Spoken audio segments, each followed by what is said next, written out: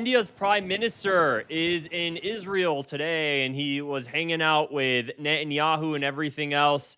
So I really want to talk about India's prime minister and his relationship with Netanyahu because it's actually quite interesting. Not just Netanyahu, his relationship with Israel in general, because it's quite interesting when you recognize that he was actually mentioned in the Epstein files, and it really starts to kind of add another layer, add some nuance as to why he's so obsessed with Israel and India in general. Very, very, very staunchly pro-Israel. So he was in Israel today.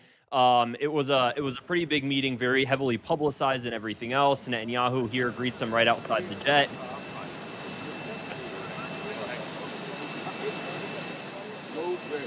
So here's their interaction here, and you see them hugging, smiling, laughing. And here's a quick clip that Netanyahu also gave today at the Knesset. So take a listen to this. In a world where anti-Semitism is rising, India stands out.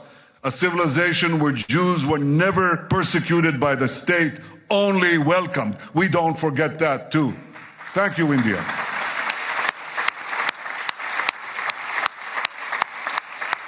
So, of course, the Prime Minister Modi, just very, very, very staunchly pro-Israel. Now, some of you guys, I don't know how publicized this was back in the end of January when the Epstein files came out. Jeffrey Epstein was giving advice on, I believe, who was this he was giving advice to? I believe it was to the Emiratis or somebody else, and he was giving advice on how to basically make the United States basically make the United States administration love you. And surprisingly, he actually started bringing up Israel. So Jeffrey Epstein says this. Oh, it might actually be Qatar here. He's giving advice to a Qatari official on how to make the United States love you. And Jeffrey Epstein says, I think Qatar should stop kicking and arguing. Let the heat come down a bit. And two, it will never be the same again. So many years in the making. The current Qatar team is very weak. Foreign minister is not experienced. And here's the part that it has to do with India. The smell of terrorism financing will be around for years. I think early next year they will attack the World Cup venue, just yada, yada, yada, X, Y, and Z. The Indian prime minister took this advice and danced and sang in Israel for the benefit of the U.S. president. They had a meeting a few weeks ago. It worked. Tell me exactly what you would like from Starbucks. And he's just basically, X, Y, and Z, and he's just kind of ending it there. So Jeffrey Epstein now is giving advice to a Qatari basically on how to strengthen U.S.-Qatar ties and everything else. And he's basically giving the advice that India's prime minister danced and sang in Israel for the benefit of the U.S. president. He danced and sang everything about Israel. India, just so pro-Israel, and that's the best way to get the U.S. president to like you. I'm just glad that we have it on paper that Jeffrey Epstein, a supremacist, just outwardly, just flat out Jewish supremacist, flat out publicly just stating, well, if you dance and sing for Israel, it's great. Then it's wonderful. That's actually perfect. And this would actually also be a great time. I always have to show my disclaimer because my videos always end up getting demonetized. So again, not intended to promote hate towards any group of people. Now that I said this, I mean, the guy was written about in the Epstein files for being an Israeli cuck, basically, just, praising Israel, praying for Israel, worshiping Israel, dance and singing for Israel.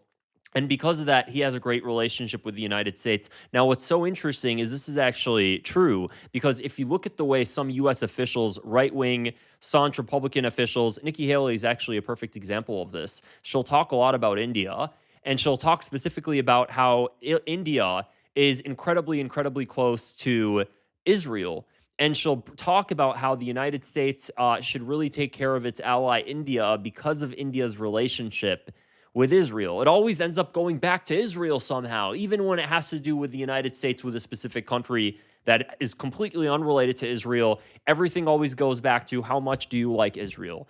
And it's also interesting, where have we seen this before? We saw this before when it came down to Maria Corina Machado, the opposition leader in Venezuela. I'm not sure what she's up to right now. I'm curious to know.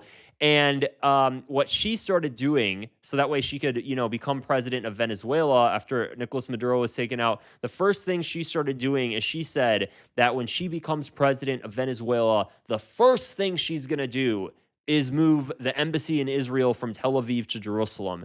That's weird. Why in the hell would somebody that is the opposition leader for Venezuela tell American politicians the first thing that she's going to do is move the embassy? Not only that, is immediately strengthen ties with Israel and telling US officials that, she's going to move the embassy. She's dancing and singing for Israel. She's doing exactly what Jeffrey Epstein would have wanted her to do. Why is she doing that when really she's asking the United States to take action in Venezuela? This was before the US took action. Why would she do that? Well, it's because she recognizes that when you dance and sing for Israel, as Jeffrey Epstein would say, it actually ends up working out for you. So now we have this Indian prime minister, and he's doing this whole dance and singing thing for Israel, and we see it all over, just time and time again. If you want to be close to the world superpower, the United States, then you dance and sing for Israel, and you'll get access to that. And what's so obvious now is the most people that are truly the most incompetent people. The one thing they've picked up is this fact that, but when you dance and sing for Israel, all of a sudden you gain access to things. You end up, promoting yourself in whatever industry you're in. You just somehow get access to all of these people, all of these connections. The moment you start dancing, singing for Israel, opportunity comes your way, it seems like. So people that are very incompetent, they start to recognize this early on. Trying to think, there's a few. One, Valentina Gomez. She's manic in the head, though. She's trying to run right now for Congress, I believe, in Texas. She did the same thing. She started dancing and singing for Israel. She started supporting AIPAC after she would criticize them, then all of a sudden flipped. Who's another one? The rapper. Oh my gosh, her name is slipping my. Azalea Banks. Same exact thing. Just total, also, interestingly enough, just as hypomanic as Valentina Gomez, but Azalea Banks also, she's really just not trending as much. And then if you go and look at her X account, I think she's actually hypomanic. I'm not saying that as a diss. I truly, if you look into it, I think she's a little bit there in the head. She started dancing and singing for Israel, and all of a sudden she somehow becomes relevant and gets extra promoted on the platform, over amplified on the platform. The whole dance and sing thing for Israel isn't just related to countries. It's related. It's just anybody, apparently. You just dance and sing, and all of a sudden, bam, you get everything you want in life. So, it's interesting. It's interesting to see how things will develop moving forward. Also, keep in mind that India is part of Netanyahu's new hexagon of chaos.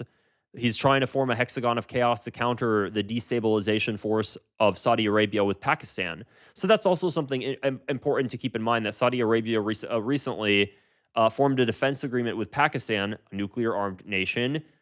That's India's biggest rival, really. Always, they're going back and forth. And Saudi Arabia formed a defense pact with a nuclear-armed Pakistan, and that set off Israelis. That really alarmed them. So Israel, to counter, wanted to really strengthen ties with India, to really strengthen ties with the UAE, and is trying to form this hexagon of chaos, it calls it, to basically have an alliance, also Cyprus and Greece. And the reason that Cyprus and Greece are getting buddy-buddy with Israel is because Cyprus and Greece are concerned about Turkey. And Turkey is an Israeli enemy, so the enemy of my enemy is my friend, and that's kind of what's going on here. So they're trying to form this hexagon of alliances, basically, to counter the rising Sunni axis, radical Sunni axis is what they call it, between Saudi Arabia, Pakistan, potentially Turkey, that sort of thing. So we'll see how things unfold moving forward. If you found this video interesting, I'd appreciate it, guys, if you could just click the subscribe button below and give it a thumbs up as well. Helps me reach more people like you, and it boosts me on the algorithm. Otherwise, I'll see you guys in the next video.